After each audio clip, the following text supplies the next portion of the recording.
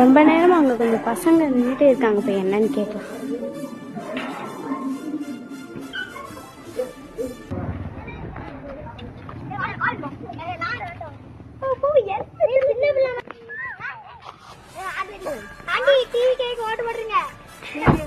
உங்க வயசு என்னடா? நீங்க ஓட்டு போட சொல்றீங்க? எங்களுக்கு ஆசையா இருக்கு. சரி கோடி, நீங்களே இருந்தீங்களா? விஜய் நீங்க விஜய்க்கு தான் ஓட்டு போடுவீங்களா? இல்ல காசு வாங்குறதெல்லாம் முக ஸ்டாலின் தான், விஜய்க்கு மட்டும் ஓட்டு. காசு வாங்குறதெல்லாம் ஸ்டாலின் காசு கொடுக்கதான் செய்யறாரு. ரேஷன் கடையில 3000 ரூபாய் அவங்க கொடுத்தாங்க, கவர்மெண்ட் கொடுக்கல கொடுக்க. அதான்